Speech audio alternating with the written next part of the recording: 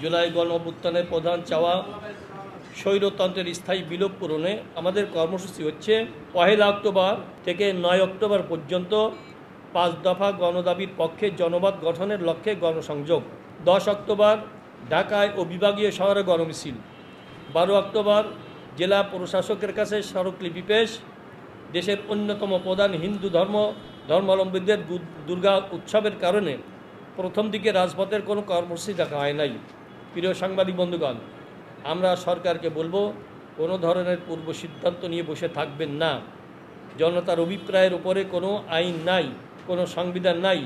জনগণ জুলাই সনদের আইনি ভিত্তি চাইছে, জুলাই সনদের ভিত্তিতে পিয়ার পদ্ধতিতে নির্বাচন চাইছে, গণহত্যাকারীদের বিচার চাইছে, ফ্যাসিবাদের দোষরদের বিচার ও বিচারকালীন নিষিদ্ধতা চাইছে এবং লিভেল প্লেইং ফিল্ড চাইছে।